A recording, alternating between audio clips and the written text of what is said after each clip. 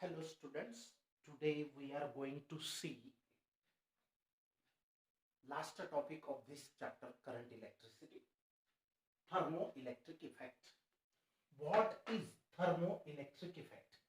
Thermo means heat, electric म्हणजे electricity.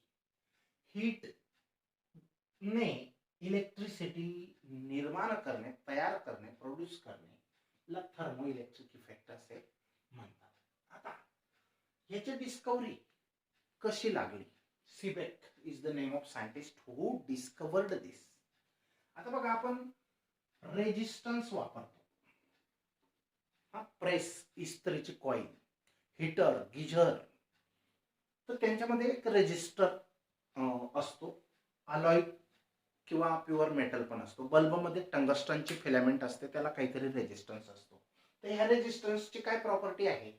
जर त्याच्यामधून जर करंट केलं तर तो तापतो, टेम्परेचर त्याचं जास्त होतं. आणि जर आपण हा रेजिस्टिव्ह मटेरियल नाही वापरलं, गुड कंडक्टर वापरला, तर तापणार नाही, कारण करंट इझिली फ्लो होतं. मग ह्या रेजिस्टरची काय प्रॉपर्टी असते? It opposes the flow of current through it. करंटला तो अडचण आणतो जायला, म्हणून तो तापतो, कारण तिथं चार्जेसचा फ्लो, पोटेन्शियल वाढतं. मग ते चार्जेस एकमेकांना कोलाइड होतात, फ्रिक्शन होतं, हीट जनरेट होते, म्हणून तो गरम होतो. हे आपण युजेस पाहिले. Electricity is converted into heat energy.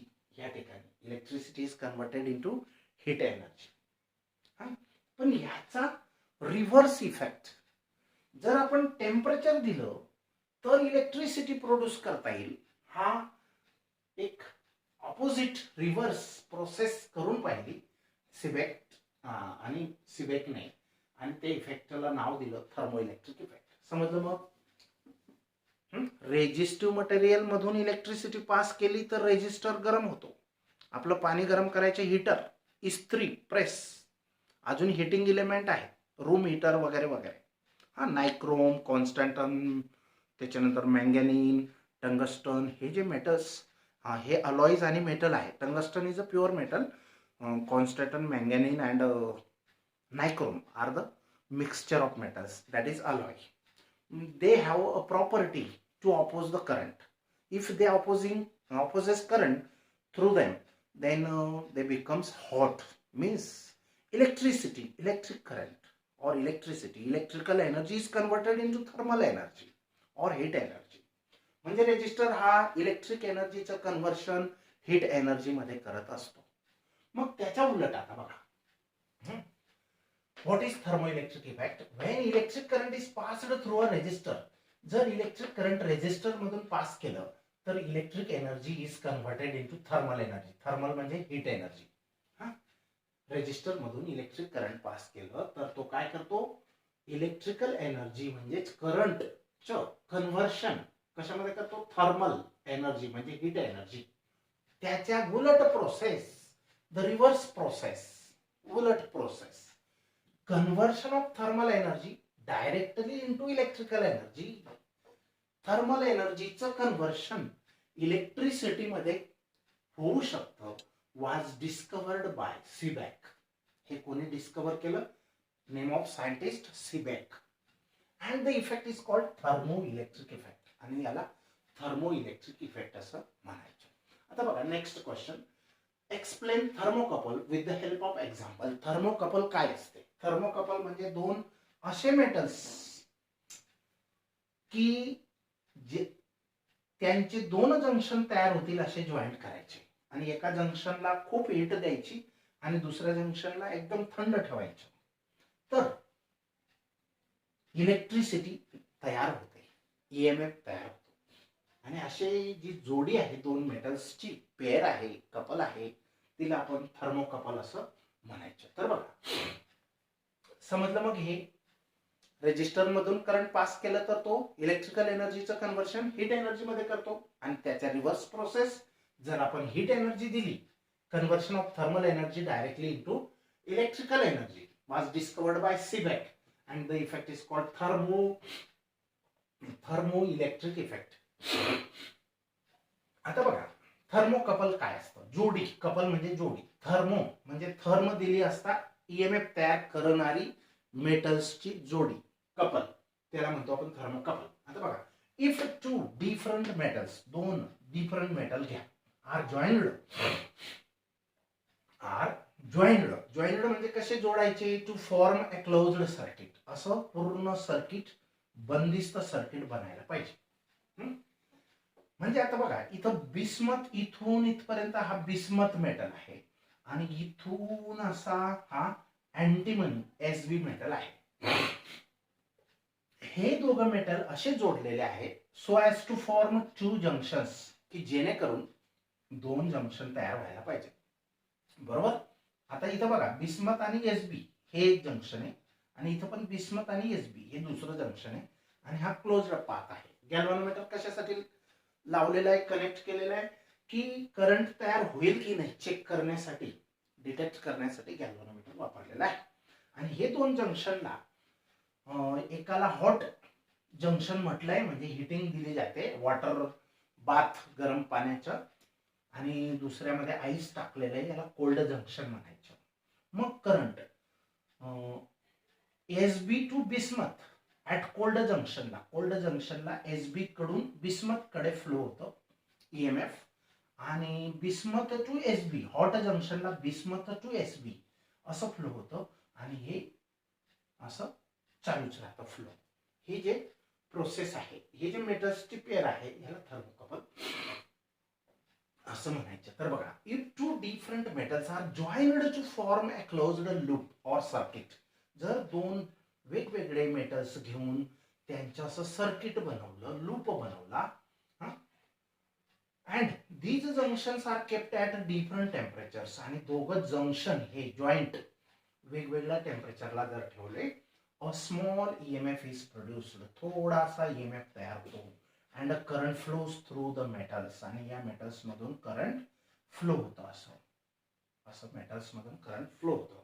मग हा जो करंट किंवा ईएमएफ आहे, this EMF is called thermo EMF, याला थर्मो ईएमएफ असं म्हटलं जातं. आणि this effect is called Seebeck effect, याला सीबॅक इफेक्ट किंवा थर्मो इलेक्ट्रिक इफेक्ट सुद्धा म्हटलं जातं. The pair of dissimilar metals, आणि जी दोन वेगवेगळ्या मेटल्सची जी जोडी आहे, पेअर आहे, तिला थर्मोकपल म्हणतात. The pair of dissimilar metals used to form the junction is called thermocouple. आता बघा, हा बिस्मथ आणि एसबी आहे आणि हे गॅल्व्हॅनोमीटर ते करंट तयार होईल किंवा नाही चेक करण्यासाठी वापरले आहे. दोन जंक्शन तयार केले, एकाला हॉट वॉटर बाथ दिला, हिटिंग चालू आहे, आणि इथं आईस टाकणं पण चालू आहे, कोल्ड जंक्शन, याला थंडच राहू द्यायचं. जरी ते मेल्ट झालं तर परत ते पाणी काढून आणि आईस टाकत राहायचा, म्हणजे यांच्यामधला टेम्परेचर डिफरन्स हा जास्तीत जास्त असला पाहिजे, तेव्हा हे पॉसिबल होतं. बघा,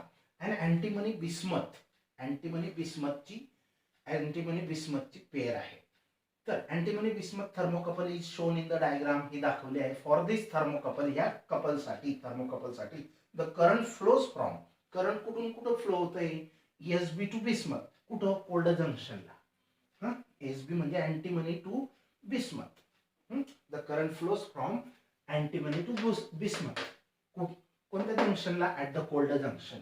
आणि हॉट जंक्शनला त्याच्या ऑपोजिट, बिस्मथ टू अँटीमनी, असं. आता एबीसी रूल म्हणजे अल्फाबेटिकल ऑर्डर मध्ये त्या मेटल्सच्या नावानुसार. आता दुसरं एक्झाम्पल बघा, कॉपर आयर्न कपल घेतली आपण, त्याच्यासारखं सेम, बाकी फक्त मेटल्स चेंज आहेत, पेअर चेंज आहे. ही पण एक थर्मोकपल आहे, कॉपर एफई, आणि इथं अँटीमनी बिस्मथ ही दुसरी पेअर आहे. तर बघा, for a copper iron couple the current flows from copper two iron हे करंट फ्लो होत आहे, कुठं पण? At the hot junction. This effect is reversible, आणि हा इफेक्ट रिव्हर्सिबल आहे. म्हणजे काय? या जंक्शनला कोल्ड केलं, त्या जंक्शनला हॉट केलं, तर करंटची जी डायरेक्शन आहे इथं क्लॉकवाईज, ही क्लॉकवाईज डायरेक्शन, तिला अँटी क्लॉकवाईज बनवता येईल जर जंक्शन चेंज केले. याला कोल्ड केलं, त्याला हॉट केलं तर. तर the direction of the current will be reversed. current ची डायरेक्शन रिव्हर्स करता येते if the hot and cold junctions are interchanged. Hot आणि कोल्ड जंक्शन जर आपण चेंज केले, सेम आहे याच्यासारखं, फक्त मेटल डिफरंट आहे. आता state the equation for thermo EMF. Thermo EMF साठी इक्वेशन लिहा. हा ई फॉर ईएमएफ आहे, टी फॉर टेम्परेचर आहे आणि अल्फा बीटा हे थर्मो इलेक्ट्रिक कॉन्स्टंट्स आहेत. हे इक्वेशन ऑफ पॅराबोलाच आहे ऍक्च्युअली. तर बघा, state the equation for thermo EMF. What one can infer from this equation. एखादा या इक्वेशन वरून काय इन्फरन्स किंवा निष्कर्ष काढू शकतो. तर अगोदर बघूया, हा निष्कर्ष आहे आणि हे इक्वेशन आहे थर्मो ईएमएफचं. Thermo EMF developed in thermocouple. Thermocouple मध्ये थर्मो ईएमएफ तयार झाला when the cold junction is at 0 degree. Cold junction हे आईस टेम्परेचर म्हणजे 0 डिग्रीला आहे and the hot junction is at T degree Celsius. आणि हॉट जंक्शनचं टेम्परेचर T आहे, हे 0 डिग्री सेल्सिअस आहे आणि हे T डिग्री सेल्सिअस आहे, म्हणजे यांचा टेम्परेचर डिफरन्स जास्त असेल. तेव्हा hot junction is at T degree, capital T degree Celsius is given by E is equal to alpha T plus half of beta T square. T is the temperature of this hot junction. E is the EMF produced in the thermocouple and alpha beta are the thermoelectric constants. आता याच्यावरून एखादा माणूस काय inference काढू शकतो, निष्कर्ष काढू शकतो. बघा, दिस इक्वेशन टेल्स अस दॅट. हे इक्वेशन आपल्याला सांगतं की a graph showing the variation of E with T. E with T म्हणजे जर आपण ग्राफ काढला, E with T म्हणजे E आणि T टेम्परेचरचा, तर तो ग्राफ असा आणि असा येतो, म्हणजे पॅराबोला येतो. This equation tells us that a graph of variation means change of E with T temperature is a parabola. हा पॅराबोला येतो. मग याच्यावरून काय आपण सांगू शकतो, इकडे इथून हा T वाढत आहे तसा E पण जास्तीत जास्त होतो. जसा T वाढवला तसा ईएमएफ तयार होणारा ईएमएफ पण वाढतो आणि नंतर अजून T म्हणजे टेम्परेचर इन्क्रीज करतच गेले तर मात्र ईएमएफ हा कमी होतो. तर initially as you increasing the temperature, EMF also increases, and further you are increasing the temperature again and again, then the EMF which has reached maximum value, it starts now decreasing. EMF goes on decreasing. This is the inference from this equation. This one is the equation of parabola. So the graph of E and T is a parabola. Okay, now we'll stop here.